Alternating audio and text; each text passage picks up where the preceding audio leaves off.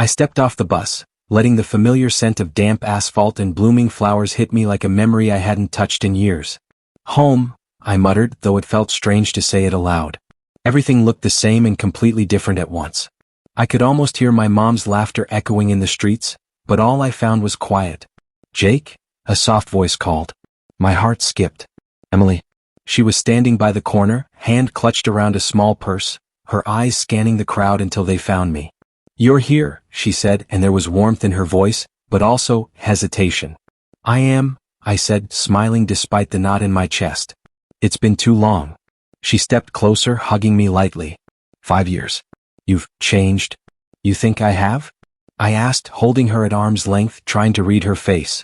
There was a flicker of something, nervousness, maybe guilt. Or maybe I was imagining it. "You look tired." "Busy?" she asked. "Busy, yeah. You know, life," I said, shrugging. Her eyes didn't meet mine when she nodded. From the side I heard a voice, louder, cheerful, almost forced. "Jake." "There you are." Alex came running, his grin wide but his eyes darting nervously. "Man, it's been forever." "Alex," I said, ruffling his hair like I used to when he was a kid.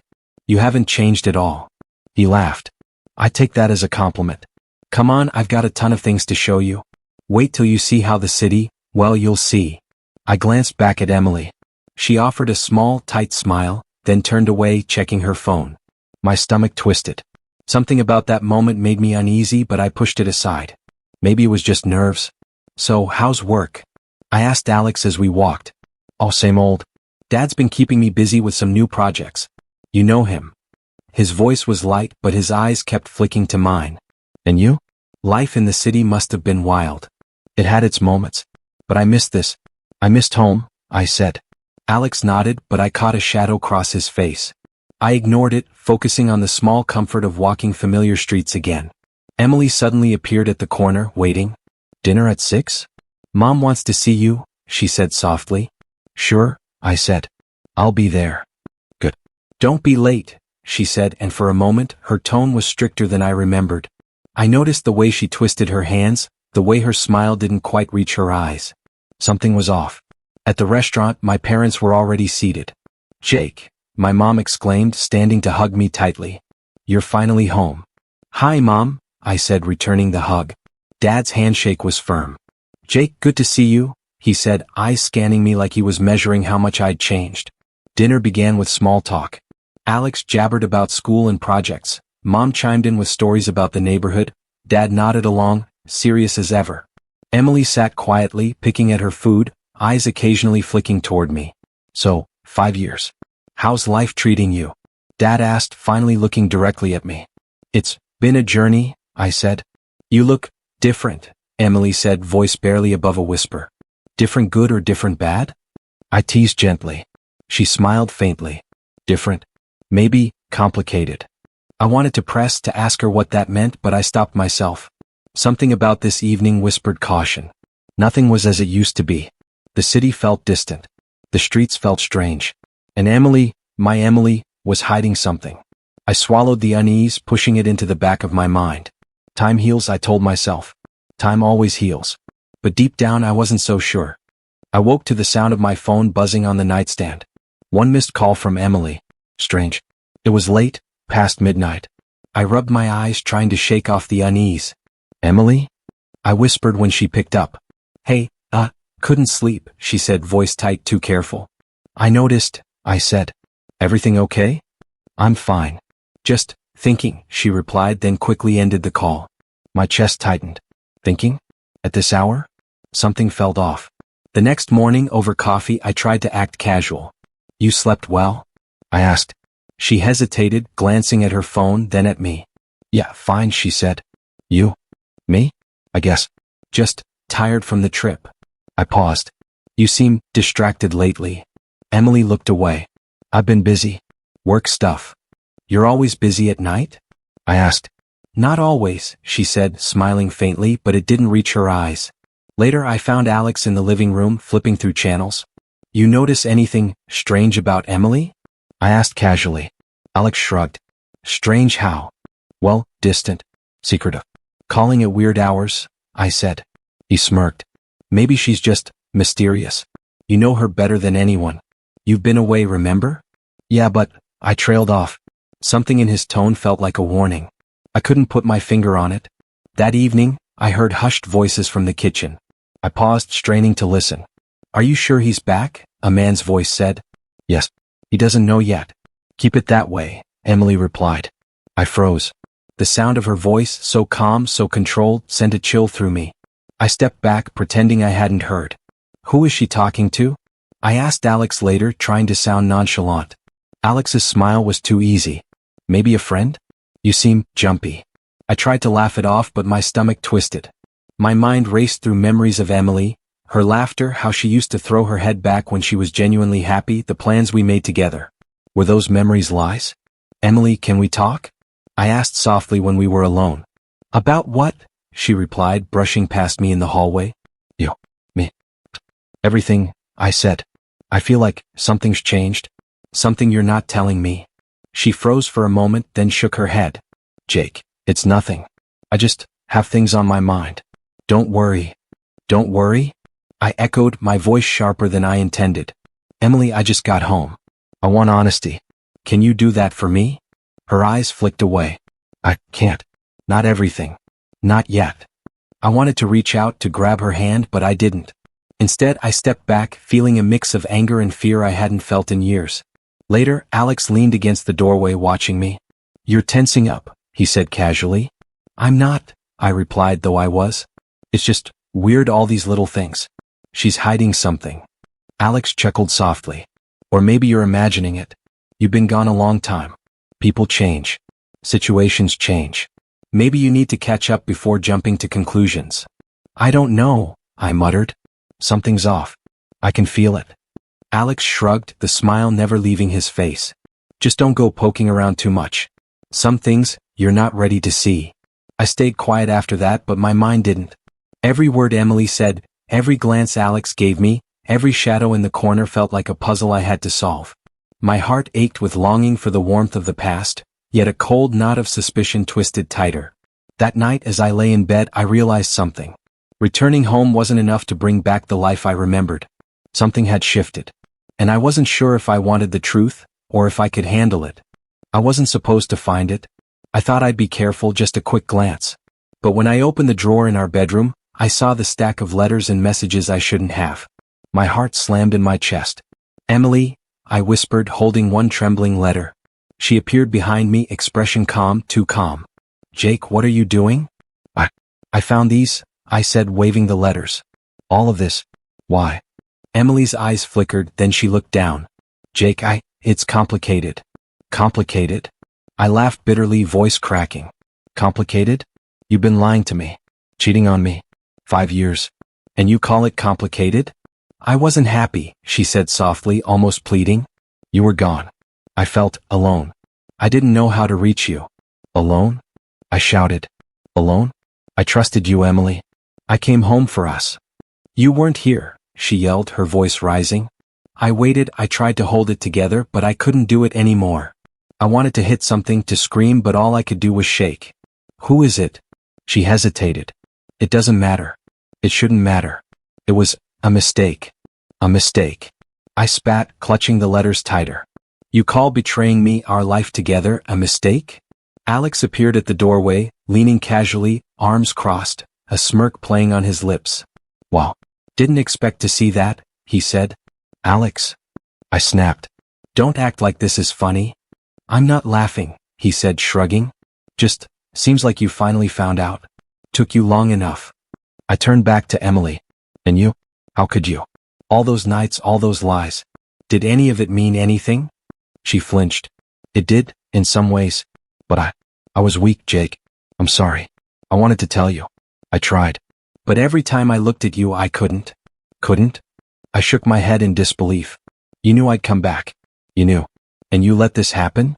I thought maybe you'd never come back, she said, tears welling. I didn't want to hurt you, but I felt trapped too. You were away and I got lost. I trusted you. I shouted, voice raw. I gave you everything, Emily. Everything. I know, she whispered, barely audible. I know I ruined it. I never meant to hurt you like this. I sank into a chair, heart hammering. Alex, why didn't you say anything? I asked, turning to him. He shrugged again, smirk fading slightly. I didn't want to interfere. You'd come home, figure it out. You always do. You knew. I said, disbelief cutting through me. You watched her do this to me? I didn't watch, he said slowly. I just let things happen. Family's complicated, Jake. You know that. Sometimes, people survive by keeping secrets. I stood abruptly. Secrets? Betrayal? That's not surviving, Alex. That's, I couldn't finish. Words failed me. Emily reached for my hand. Jake, please, don't leave like this. I know I hurt you, but I still love you. I need you to understand. I pulled my hand away. Understand? How can I understand this? Her eyes pleaded, but I couldn't look at her. The warmth, the laughter, the love, it felt like ash in my mouth. I grabbed my coat. I need air, I said. Alex watched me with that same smirk. Go ahead, he said softly. Run out there. Figure out what you want to do. I walked out the door without another word, the night cold against my face, my mind spinning. The life I thought I knew was gone. Everything I believed about love, trust, and loyalty was shattered. And I didn't know if I would ever be able to pick up the pieces. I walked the streets of my hometown as if I were a stranger. Every corner reminded me of Emily, of dinners we had, laughs we shared. The city was alive, but I felt like I was floating in a bubble of my own despair. Jake? A familiar voice called, cutting through my thoughts. I turned to see Liam leaning against a lamppost, hands stuffed in his jacket pockets. Liam, I said, forcing a weak smile. You look like hell, he said bluntly. What happened? Emily, I muttered. I found out things I shouldn't have. He stepped closer, eyes serious. Tell me. I ran a hand through my hair. She cheated. I came back home and everything I believed in, it's gone. And Alex, he knew. He just watched. Liam shook his head. Damn. I'm sorry, man. I don't know what to do, I admitted. I want to scream, hit something, make her feel what I feel. But I just want to disappear. Disappear? Liam asked, frowning. You can't just run from this. You need to think, not act on every impulse. I can't think, I said. Every time I close my eyes, I see her face. I see him. I hear Alex's smirk. I hate it so much. Liam put a hand on my shoulder. You're allowed to feel that, but you can't let it destroy you. Revenge won't fix anything. Trust me on that. Maybe I don't care about fixing anything, I said bitterly. Maybe I just want her to feel some of this pain. Jake, Liam's voice softened. Your father, your family, they'll pressure you to forgive, to move on. They'll tell you it's better for appearances. You'll be trapped if you let them decide how you react. I know, I said quietly. I can hear their voices already.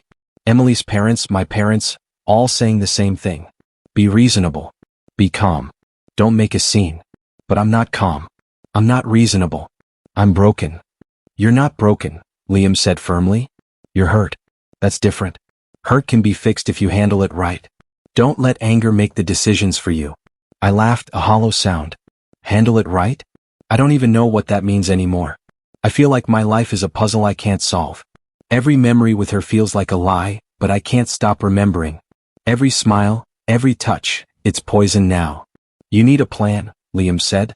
Not revenge, not forgiveness yet. Just a plan to survive this without losing yourself. Survive, I echoed, staring at the cracked sidewalk. Is that all life is now? Survive the betrayals, survive the lies. Sometimes, Liam admitted, but surviving doesn't mean giving up. It means waiting until you're ready to act. You're stronger than you think, Jake. Just don't burn bridges out of anger. You'll regret it. I took a deep breath, letting the cold air fill my lungs. I feel trapped, I said. Trapped between anger and grief, between wanting to fight and wanting to disappear. I don't even know who I am anymore. You're still you, Liam said. Hurt, yes. Angry, yes. But you're still you. And you'll find your way through this. Trust me. You don't have to face it alone. I don't want to face it alone, I admitted, voice barely audible. But I also don't want to look weak. You won't be weak, he said. You'll be careful. You'll survive. You'll come back stronger. But first let yourself feel. Don't bottle this up. I nodded, staring at the city lights. I can't go home yet, I said. Not tonight. I need to think. And walk. And just be me alone. Then walk, Liam said. But keep your mind sharp. Remember, not every action needs to be immediate. Patience is a weapon. I'll try, I said, swallowing hard. I'll try. Liam clapped me on the shoulder. That's all I'm asking. One step at a time, Jake. You'll figure it out. I watched him walk away, disappearing into the night. Alone again, I wandered, haunted by memories of Emily, Alex, and the life I thought I had. Anger, grief, and confusion twisted inside me, but somewhere beneath it all, a tiny spark of clarity began to flicker. I would survive this, somehow. I walked into the dining room, the scent of roasted chicken and candles hitting me like a memory I wasn't ready to feel. Emily sat quietly at the table, her hands folded, eyes downcast. Jake, my father said, standing, his handshake firm but measured. Finally home. We've missed you. I'm here, I said, keeping my voice even. It's good to see everyone. Emily's mother, Mrs. Thompson, smiled almost too sweetly. We're glad you're back, Jake. It must have been hard being away so long. It was, I said. I missed this. All of you. Richard, my father, leaned back in his chair, eyes narrowing slightly. Missed home or missed Emily? I blinked. Both, I guess. He gave me a slow nod. Good. But Jake, holding grudges doesn't help anyone. Family is family. You must consider reconciliation. I felt my stomach tighten. I'll think about it. Emily's father, Mr. Thompson, cleared his throat. We understand, Jake. She's made mistakes, but perhaps it's time to forgive. For everyone's sake. I know, I said quietly. I just need time. Alex leaned back, arms crossed, smirking slightly. Time is good. But don't make it too long, big brother. People notice things. Noticing what? I asked sharply. Nothing, he said, shrugging, though the smirk didn't fade. Just appearances. Family matters. You know how it is. Emily lifted her eyes briefly, meeting mine. Jake. I'm sorry, she whispered. I know I hurt you. You know that. I asked, tone low. Do you understand what that means? 5 years, wasted trust. She looked down again. I understand. I want to make things right somehow. I clenched my fists under the table. Make things right. I repeated. You can't just erase what happened. Jake. My father interjected, voice calm but firm. Do you want to spend your life angry? Or do you want peace? Peace? I echoed. At whose cost? Mrs. Thompson reached across the table. Jake, I know this is hard, but we only want what's best. Think of the family. Think of Emily. I pulled my hand back. I am thinking, I said. I'm thinking about trust. About honesty. About how easy it is for everyone to sweep betrayal under the rug. Alex leaned closer, voice low. Look, it's your choice. But remember, families survive on appearances. You don't want to rock the boat too much, right? I swallowed hard, tasting anger and frustration. Rock the boat? That's what honesty feels like. You all care more about appearances than truth. Richard's jaw tightened. Jake, control your tone. You're home. Respect matters here. Respect. I said. Respect is earned. Not demanded. Not when people lie behind closed doors. Emily's eyes glistened. Jake, please. I'm trying. I know it's not enough, but I want to fix this. I want to be honest from now on. I looked at her, feeling the old love, the old warmth, but also the betrayal cutting through me. Fix this. I whispered. Some things can't be fixed with words. Some things leave scars.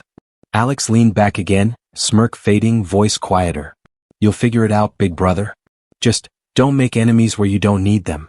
I nodded slowly, outwardly calm, but inside a storm raged. I could endure their pressure, nod, smile, act compliant. But I wouldn't forget. I would find a way to reclaim control, subtly, without them seeing it. Revenge wasn't my first move, not yet, but I would play the long game. Dinner continued, voices polite, laughter faint, but every word felt like a chain. Every comment reminded me of the weight of family expectations, of Emily's betrayal, and of the subtle manipulations I had to navigate. I ate silently, plotting quietly, pretending to comply. But inside I was already planning my next step. I watched Emily from across the room, her laughter too bright, too easy, like nothing had ever happened. I kept my expression calm, but inside a storm brewed. Jake, are you listening? She asked, tilting her head.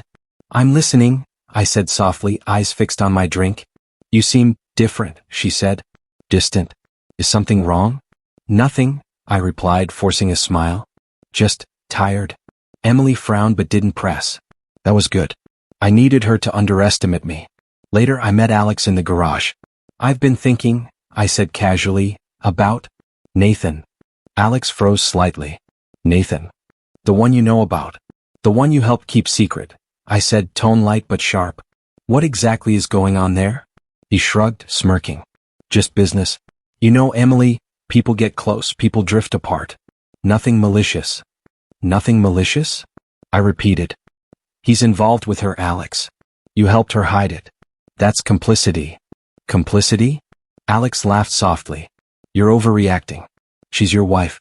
Sort it out yourself. I just didn't want unnecessary drama. I'm not overreacting, I said, voice low. I want to know everything. Every detail. Every meeting, every call. Who Nathan is. How long this has been going on. And your role in it. Alex's smirk faltered, but he didn't deny anything. Fine, he said. If you insist. But be careful, Jake. Dig too deep and you might not like what you find. I nodded. I can handle it. I need to handle it.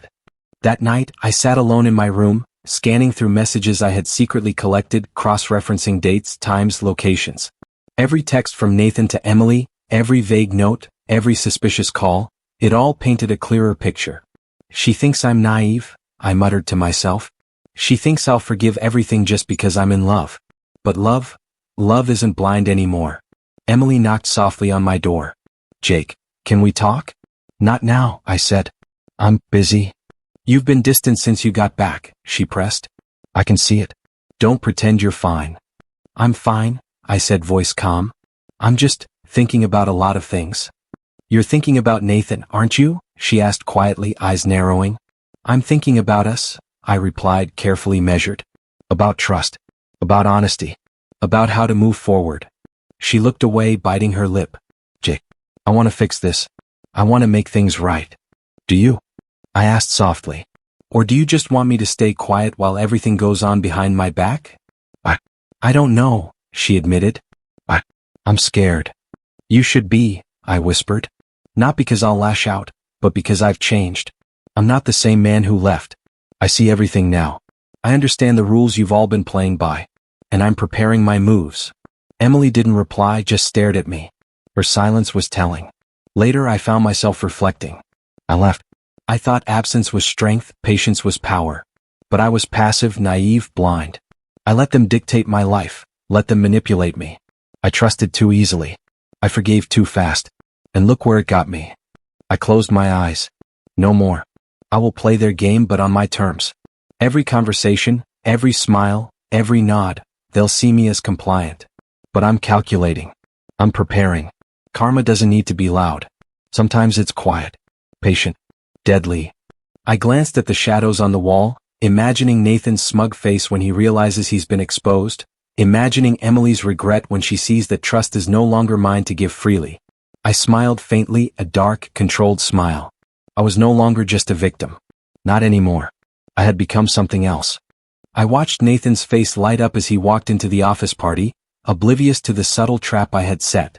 Everyone laughed, exchanged greetings, and yet, small whispers followed him wherever he went. Jake. Liam's voice pulled me from my thoughts. He leaned against the wall, arms crossed. You've done all this quietly? I can't believe it. I told you, I said softly, scanning the room.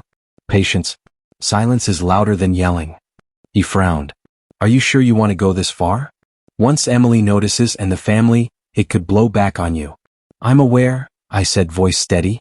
But it's necessary. Nathan thinks he's untouchable. I want him exposed. Quietly, effectively. Liam shook his head.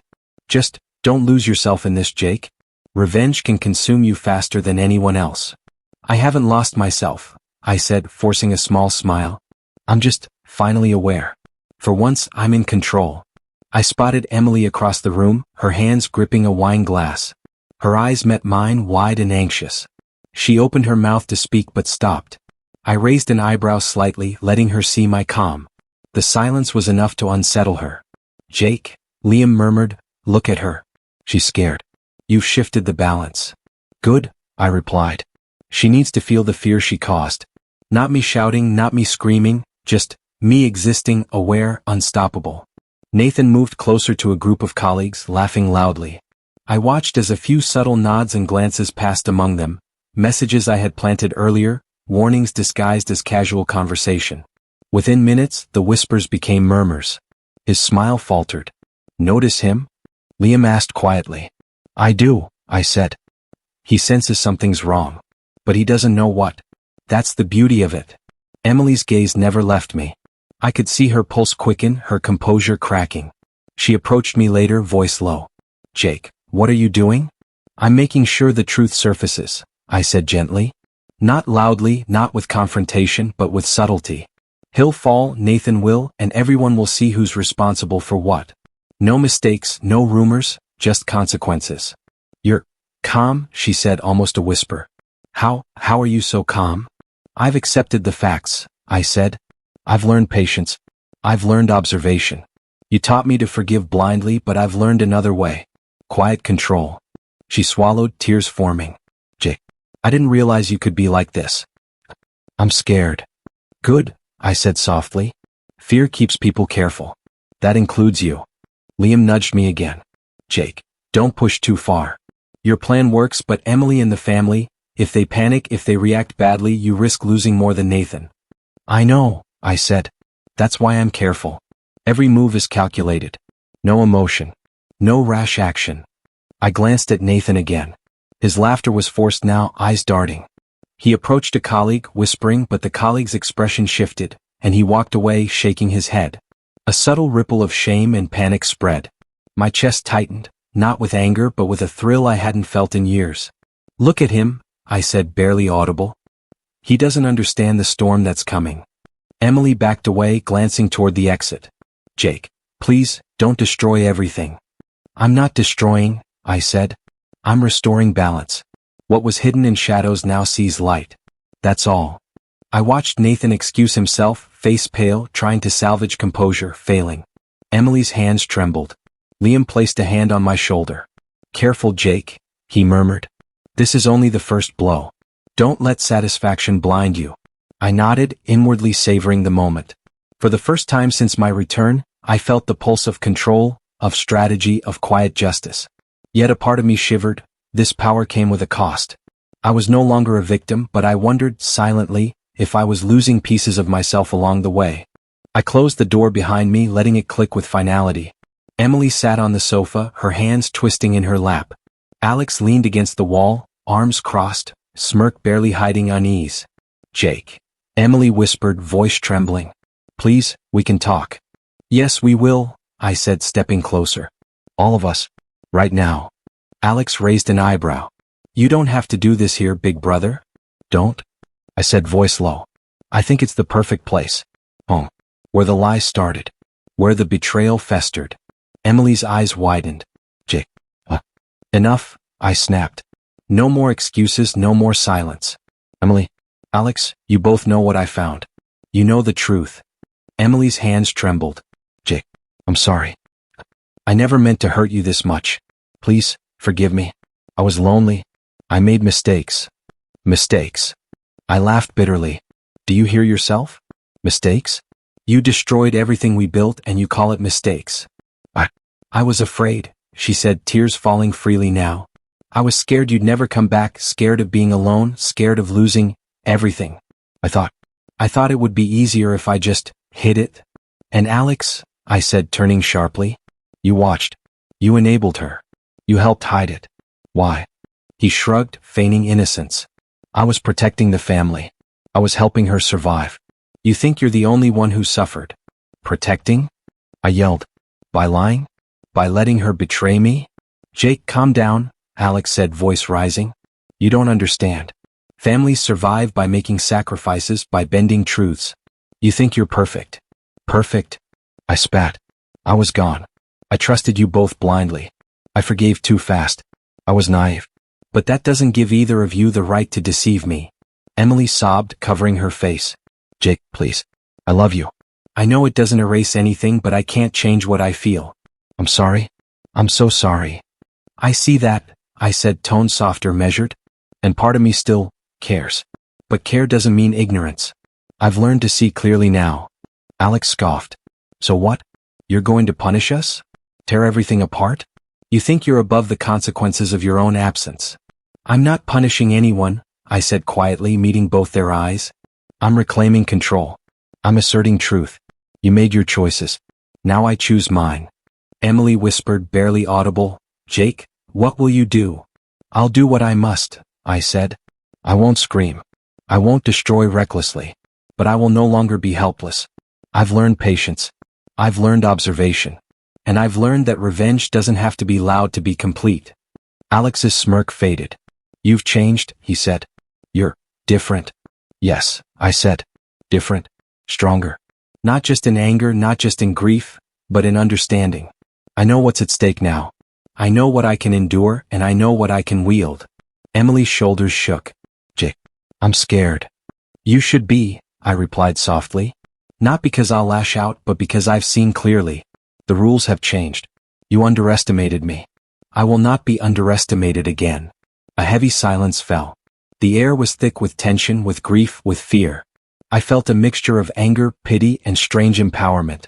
My heart ached for the people I once trusted blindly, but my mind was clearer than it had been in years. I took a deep breath. This isn't the end. But it's a beginning. For all of us. We face consequences and we face truth. And I am no longer the man who returned home 5 years ago, blind and trusting. I am awake. Emily buried her face in her hands. Alex looked away, jaw tight. And for the first time, I felt the calm clarity of someone who had survived betrayal and come out with control intact, ready to face the chaos they had caused. I walked through the streets, feeling a strange calm. The city hadn't changed much, but everything around me felt smaller somehow, like the world had shifted subtly in my favor. Jake, are you okay? Liam asked, sitting across from me at our usual cafe. I am, I said, stirring my coffee slowly. Better than okay. I've learned patience, observation, restraint. And it's working. You mean, them? He asked, lowering his voice. Nathan, Emily, Alex? I nodded.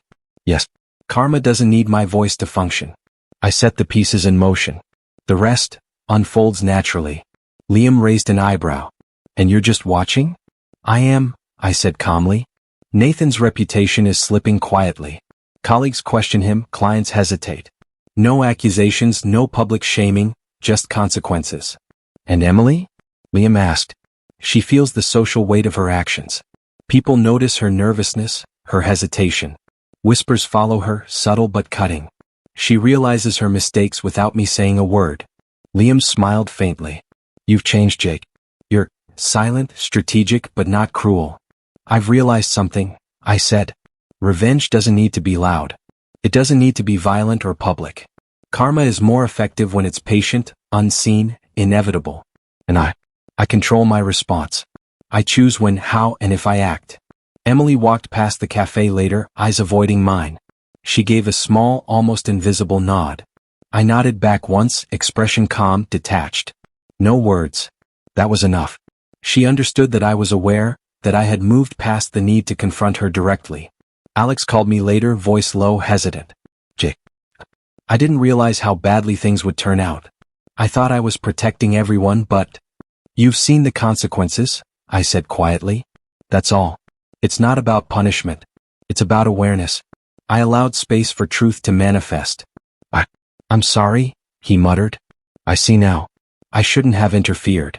I know, I said. And I've accepted it. This isn't about humiliation. It's about balance. We all played our parts. Some with better choices than others.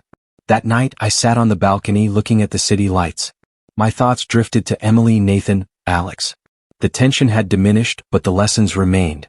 I no longer felt anger, just clarity.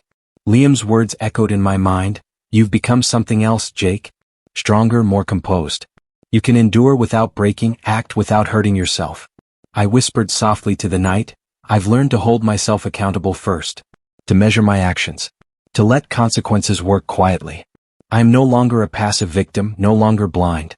I am awake. Nathan's downfall continued subtly. I overheard colleagues murmuring, clients canceling appointments, friends withdrawing trust. Each ripple was quiet, yet satisfying. No confrontation needed. Silence spoke louder than any accusation I could make. Emily avoided my calls, her messages brief, polite but distant. I felt a strange pity mixed with relief. Our love had been betrayed, but I no longer needed it to define me. Alex reached out again. Jake, you're different. You're calm, controlled. How? I learned, I said simply. Pain teaches. Betrayal clarifies. But restraint empowers. I act where necessary, stay silent where possible. The world adjusts accordingly. Liam smiled across the table the next day. You've grown, Jake. You've transformed. I see it. And I know you're not done, but you've won the inner war. I nodded, letting the words sink in. Yes, I said. The outer chaos will settle in time. But I've already won within. I no longer react blindly. I observe, I measure, I wait. That is power. That is control. That is freedom. The city moved on, unaware of the quiet justice taking place. And I, watching from within, felt whole again. Not through vengeance, not through confrontation, but through patience, awareness, and silent karma. I sat in the quiet of my apartment, sunlight spilling across the floor. It felt strange to breathe without tension, to wake without dread. Months had passed since everything collapsed, and somehow the world kept moving, even without my consent. Jake, you look lighter, Liam said over coffee one morning, smiling like he hadn't in years. I feel lighter, I admitted. I've stopped carrying their chaos in my chest. I've rebuilt slowly, quietly, deliberately. Emily? He asked gently, reading my expression. She's moved on, I said. Separate paths. I don't hate her anymore. Not really. I've realized that anger isn't growth. I don't need revenge anymore, it's not mine to claim. Alex? Liam prompted. He's quieter, I said, recalling our last tense conversation. More introspective. Maybe regret reached him. Maybe he's learning the hard way that choices have weight. I sipped my coffee, watching the steam curl. The family pressure has lessened. My father's expectations feel smaller now. I've stopped needing their approval. I've stopped needing anyone's except my own. Liam leaned back, studying me. I never thought you'd find this peace after everything. You were broken, and now I'm aware, I said, voice firm. Aware of my strengths, my mistakes, my limits. I've learned patience, self-restraint, observation. I act where necessary, I wait where possible. And that has made all the difference. Later, I walked through the city streets, familiar but somehow new. Each corner, each storefront reminded me of memories, some bitter, some warm. I smiled faintly at the recollection of simpler times, before betrayal, before heartbreak. Jake. A voice called softly. I turned to see Liam jogging up. You've changed. Not just surviving, you're thriving. Quietly but unmistakably. I've learned to reclaim life, I said. Not with anger, not with confrontation, not with noise. But through resilience. Step by step. Decision by decision. We passed the cafe where I used to meet Emily, now empty, sunlight through the windows. I didn't feel pain, just clarity. I realized that every tear, every betrayal, every sleepless night had shaped me, forced me to grow, forced me to understand what I truly wanted from life. I've stopped looking backward, I said, voice low. I still remember, but I don't dwell. Memories are lessons, not prisons. And I've stopped letting people dictate my happiness. Liam smiled knowingly. That's hard. Most people carry the weight of others' mistakes forever. I carried it long enough, I said. Now I choose what matters. My work, my friends, my growth. Quiet victories, personal achievements. Nothing dramatic. Nothing loud. But everything meaningful. That evening I called Alex. How are you? I asked. I've been thinking, he said slowly. About what happened. About my choices. About you. I realize now how blind I was. I want to make amends. You can, I said, calm. Not for my sake but for yours. Reflection and growth aren't gifts, they're earned. Use this time. Change what you can. Later, alone, I reflected on Emily, Nathan, the betrayals, the heartbreak. It wasn't just pain, it was a catalyst. Without it, I wouldn't know my strength, my capacity for patience, my ability to rebuild quietly and deliberately. I whispered softly to the empty apartment. I survived. I evolved. I reclaimed my life, not through rage, not through loud revenge, but through resilience. I am awake, aware, alive. The city lights flickered on as dusk fell. I stood at the window looking out. Life was moving, people oblivious to the subtle victories around them. And I felt content, not because the world had changed but because I had. I smiled faintly. I was free.